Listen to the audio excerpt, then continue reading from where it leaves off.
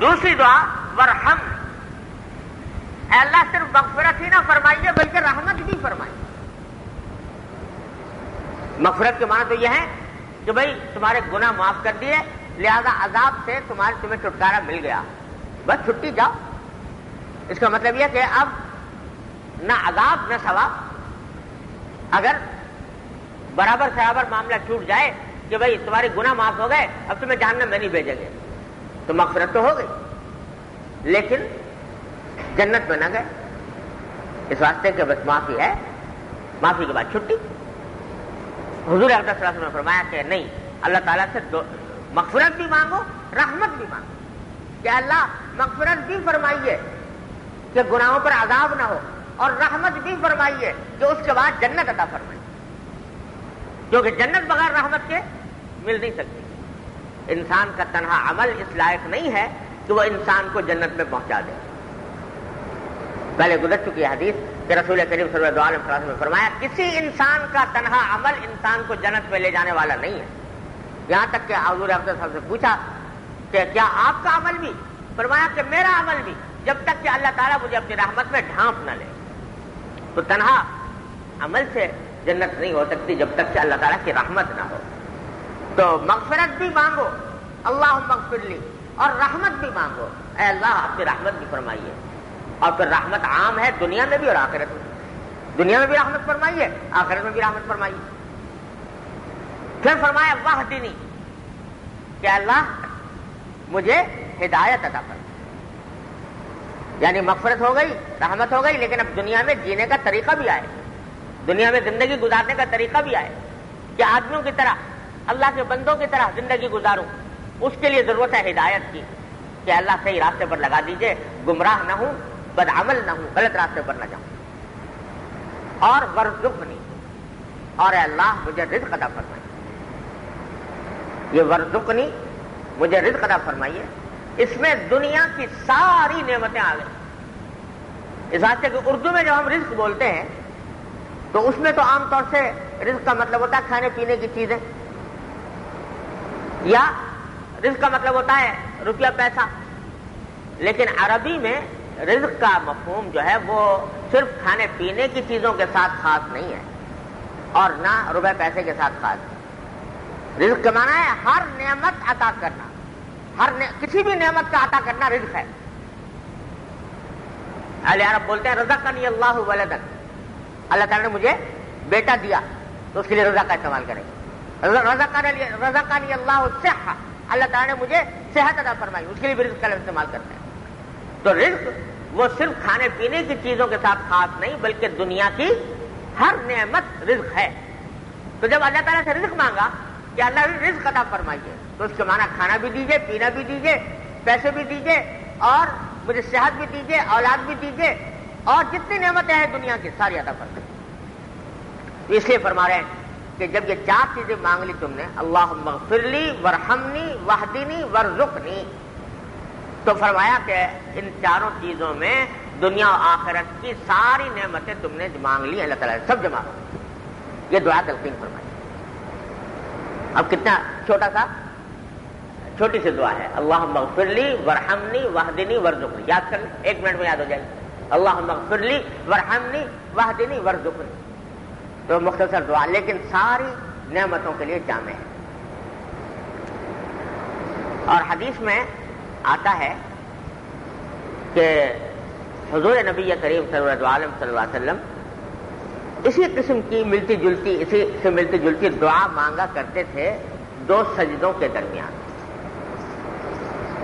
ہر رکعت میں 2 سجدے ہوتے ہیں نا، تو 2 سجدوں کے درمیان آدمی بیٹھتا ہے تھوڑی دیر، اس وقت میں حضور اقدس صلی اللہ علیہ وسلم اسی سے ملتی جلتی دعا مانگا کرتے تھے۔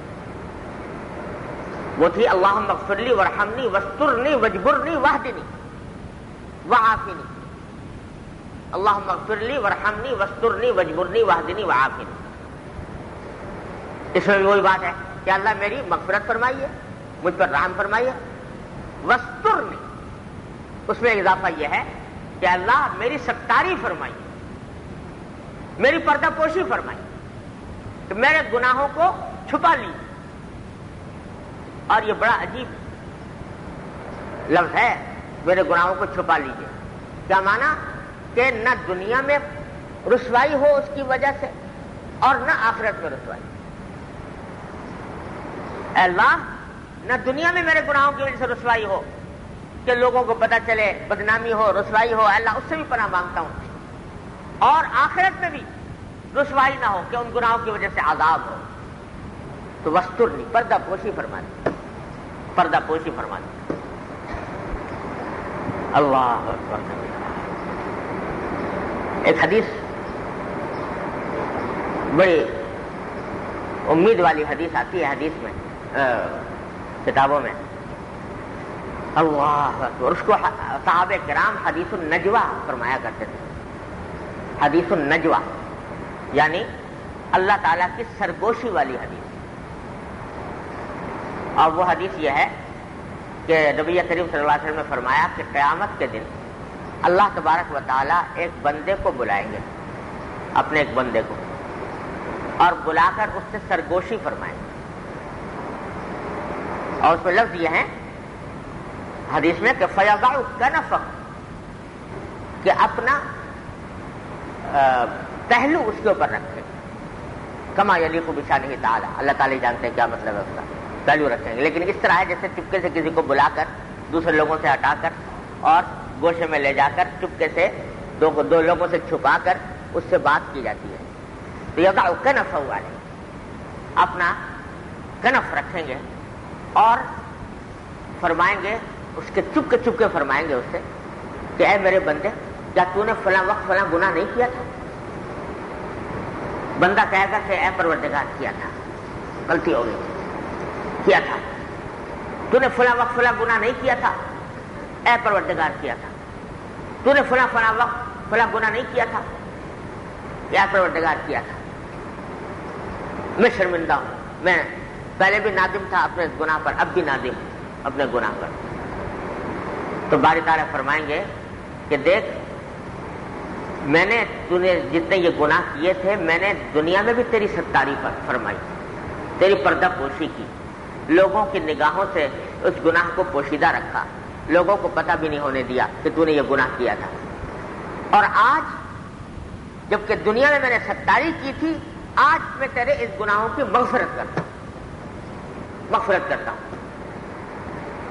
یہ فرمایا. تو فرمایا کہ چپکے سے بلا کر، ورنہ جب حساب و کتاب ہو رہا ہے تو سب کے سامنے ہی ہوتا کہ بھائی کیا تو نے تیرے اعمال کیسے ہیں، کیا کیے تو نے، تو سب کے سامنے ہی ہوتا. لیکن اس کو الگ سے بلا کر اور اس طرح چپکے سے اس سے بات کر کے اس کو یاد بھی دلایا گناہ، اور ان کی یاد بھی دلایا کہ دنیا میں بھی ستاری کی اور آخرت میں بھی میں تجھے معاف کرتا ہوں. تو علماء کرام نے فرمایا اس حدیث کی تشریح کرتے ہوئے کہ یہ اس بندے سے متعلق ہے جس سے غلطیاں تو ہوئیں دنیا کے اندر، گناہ تو ہوئے، لیکن وہ گناہوں پر شرمندہ رہا، نادم رہا، استغفار کرتا رہا، توبہ کرتا رہا، پھر بھی مبتلا ہو گیا، لیکن ان گناہوں کے اوپر سینہ زوری نہیں کی، ان کو ناجائز کو جائز بتانے کی کوشش نہیں کی، حرام کو حلال کرنے کی کوشش نہیں کی، اور غفلت میں نہیں رہا، ندامت کا اظہار کرتا رہا، پشیمانی کا اظہار کرتا رہا، اللہ تعالیٰ سے استغفار کرتا رہا کہ اللہ میں مبتلا ہوں لیکن مجھے معاف فرما دیجئے اور مجھے نکال دیجئے اس گناہ سے. جو آدمی یہ عمل کرتا رہے تو اس کے بارے میں یہ توقع ہو سکتی ہے کہ اللہ تبارک و تعالیٰ آخرت میں اس کے ساتھ یہ معاملہ فرمائے جو حدیث النجوہ میں بیان فرمایا.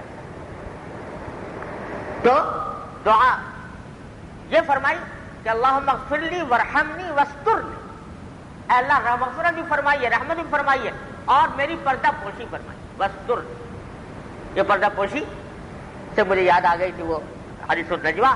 تو اس کے اندر یہ آدمی یہ تصور کر لے اس میں کہ اللہ میرے ساتھ ستاری کا معاملہ فرمائیے جیسے آپ اس بندے کے ساتھ فرمائیں گے جس کی خبر رسول کریم سرور دو عالم صلی اللہ علیہ وسلم نے عطا فرمائی. اور پھر وجبرنی، سبحان اللہ، اے اللہ مجھے میری مغفرت فرمائیے، رحمت فرمائیے، میری پردہ پوشی فرمائیے، وجبرنی، اور اللہ میرے تمام نقصانات کی تلافی فرمائی. کیا دعا مانگ لی؟ وجبر، میری سارے نقصانات کی تلافی، جو کچھ نقصان میرا ہوا ہے دنیا کا یا آخرت کا، خود میں نے اپنا جو کچھ اپنی جان پر ظلم کیا، اپنا جو نقصان کیا، اے اللہ اپنے فضل و کرم سے ان سب کی تلافی فرما دی. وجبر. ذرا غور کرو کہ انسان ہر وقت اس کا کچھ نہ کچھ نقصان ہوتا ہی رہتا ہے. کوئی وقت ایسا نہیں جس میں انسان کا کچھ نہ کچھ نقصان نہ ہو رہا ہو. کم سے کم یہ نقصان تو ہے ہی ہے کہ عمر عزیز کا ایک قیمتی لمحہ گزر گیا. تو ہر لمحے کا گزر جانا یہ ایک نقصان ہے انسان کے لیے، کیونکہ اگر وہ اس کو کسی مفید کام میں لگاتا تو اس کے لیے بہت بڑا سرمایہ آخرت کا بنتا. تو اس نے اگر ویسے ہی گزار دیا اس کو تو یہ نقصان ہے، کم سے کم نقصان یہ. اور ہر قسم کا انسان کی طاقت گھٹتی رہتی ہے وغیرہ وغیرہ، بہت سارے نقصانات ہوتے ہیں. اور گناہوں سے تو نقصان ظاہری ہے کہ گناہ کیا ہے تو اس کا نقصان. تو ایک طرف یہ ہے کہ گناہوں کی مغفرت ہو جائے، لیکن مغفرت ہونے کے لیے ضروری نہیں کہ اس نقصان کی تلافی بھی ہو. تو اس کے لیے الگ دعا مانگ لی کہ اللہ جو نقصان ہوا تھا وہ تلافی کر دیجیے. دیکھو جب گناہ جو ہوتا ہے نا، ایک تو گناہ کا نقصان وہ ہے جو آخرت میں ہوگا، اللہ بچائے، عذاب، سزا گناہ کی، وہ تو آگے مغفرت میں. لیکن اگر وہاں مغفرت ہو بھی جائے تو یہاں گناہ کے جو اثرات دنیا کے اندر انسان کے اوپر نقصانات آتے ہیں، گناہ کے بے شمار مفاسد ہیں، بے شمار نقصانات ہیں. ان میں سے ایک بڑا نقصان ہے انسان کی مت ماری جاتی ہے، عقل خراب ہو جاتی ہے، وہ غلط کو صحیح سمجھنے لگتا ہے، صحیح کو غلط سمجھنے لگتا ہے. الیاذ باللہ العلی.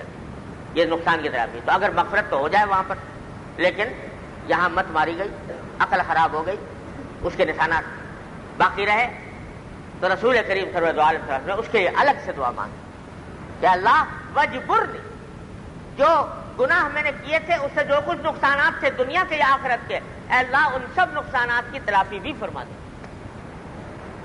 اور پھر وہ آگے وہی وحدنی ورزقنی وعافنی، اور اے اللہ مجھے عافیت دے. یہ مختصر سا وقت جو 2 سجدوں کے درمیان آیا تھا، اس کو بھی نبی کریم صلی اللہ علیہ وسلم نے اس عظیم دعا میں صرف فرمایا، اللہم اغفر لی ورحمنی واسترنی واجبرنی واہدنی وارزقنی وعافنی. یہ ساری دعائیں مانگی. یہ دعا بھی بڑی عظیم جامع دعا ہے جو 2 سجدوں کے وقت میں حضور سے منقول ہے. یہ عام طور سے لوگوں کو یاد نہیں ہوتی، اس واسطے کہ یہ کتابوں میں، ہمارے نماز والی کتابوں کے اندر لکھی ہوئی نہیں ہوتی، لیکن یہ یاد کر لینی چاہیے. نفلوں میں تو باتفاق یہ دعا مانگنا مستحب ہے، نفلوں میں، سنتوں میں باتفاق یہ دعا مانگنا مستحب ہے، بہتر ہے کہ یہ دعا مانگی جائے 2 سجدوں کے درمیان. لیکن فرائض میں تھوڑا سا اختلاف ہے. بہت سے علماء کہتے ہیں کہ فرائض میں نہ پڑھے، اور بہت سے کہتے ہیں کہ پڑھے. لیکن ہمارے بعض اکابر نے، مثلا حضرت علامہ انور شاہ صاحب کشمیری رحمۃ اللہ علیہ نے یہ فرمایا کہ آج کے دور میں پڑھنی چاہیے، فرضوں میں پڑھنی. اور اس کی وجہ یہ کہ 2 سجدوں کے درمیان جب آدمی بیٹھتا ہے تو اس میں سنت یہ ہے کہ کچھ وقت بیٹھے، بلکہ سنت یہ ہے کہ تقریباً اتنی ہی دیر بیٹھے جتنی دیر سجدے میں گزری تھی. حدیث میں آتا ہے کہ نبی کریم صلی اللہ علیہ وسلم پہلے سجدے سے اٹھ کر جب بیٹھتے تو تقریباً اتنی ہی دیر بیٹھا کرتے تھے جتنی دیر سجدے میں آپ نے صرف فرمائی. مثلا اگر سجدے کے اندر آدھا منٹ لگا تو بیٹھنے میں بھی آدھا منٹ، سجدے میں اگر 5 منٹ لگا تو اس میں بھی 5 منٹ. یہ عام طور سے آپ قریب بالکل ظاہر ہے پیمانہ تو ناپ تول کا ہو نہیں سکتا، لیکن قریب اتنا بیٹھا کرتے تھے. یہ سنت بیٹھنا. تو آج کل عام طور سے لوگ جو ہیں یہ سنت چھوڑ چکے، یہ سنت چھوڑ دی لوگوں. یعنی سجدے میں اٹھے بس ذرا سی دیر کو ایک لمحے کے لیے بیٹھے، لمحہ بھی پورا کمر بھی سیدھی نہیں ہوئی، دوبارہ سجدے میں چلے. اگر آدمی سیدھا نہ ہو، سجدے سے اٹھنے کے بعد کمر ٹیڑھی رہے اور پھر چلا جائے، یا بعض لوگ ایسا کرتے ہیں کہ ذرا سا سر اٹھایا پھر فوراً سجدے میں چلے گئے، اس میں تو نماز واجب الادا ہے. وہ سمجھو نماز ہوئی نہیں، دوبارہ نماز پڑھنا ضروری ہے اس صورت میں. لیکن اگر اٹھ کر بیٹھ بھی جائے، پوری کمر سیدھی ہو جائے، بیٹھ گیا، تب بھی سنت یہ ہے کہ کچھ وقفہ گزرے باتفاق، اس میں کسی عالم کا اختلاف نہیں، تھوڑی دیر بیٹھنا چاہیے. لیکن اب عام طور سے لوگ جو ہیں یہ سنت بھول گئے، اس پر عمل کرنا چھوڑ دیا. تو حضرت شاہ صاحب فرماتے ہیں کہ اس سنت کے اوپر عمل کرنے کے لیے بہتر ہے کہ عادت ڈال لے یہ دعا کی، اللہم استرنی، اللہم اغفر لی وارحمنی واسترنی واجبرنی واہدنی وارزقنی، یہ دعا پڑھ لیا کریں تاکہ کم از کم اتنا وقت گزر جائے جتنا کہ سنت کا تقاضا ہے. تو اس واسطے یہ دعا یاد کر لینی چاہیے، اللہم اغفر لی وارحمنی واسترنی واجبرنی واہدنی وارزقنی وعافنی. اللہ تعالیٰ سب کو توفیق عطا فرمائے. اچھا بھائی کتنی دیر باقی ہے؟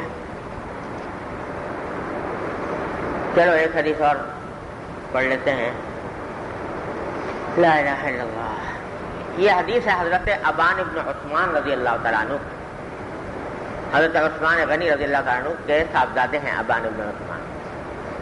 وہ فرماتے ہیں کہ میں نے اپنے والد حضرت عثمان کو سنا اور انہوں نے نبی کریم صلی اللہ علیہ وسلم کو سنا یہ فرماتے ہوئے کہ من قال صباح كل يوم ومساء كل ليلة ثلاثا ثلاثا بسم الله الذي لا يضر مع اسمه شيء في الأرض ولا في السماء وهو السميع العليم لم يضره شيء.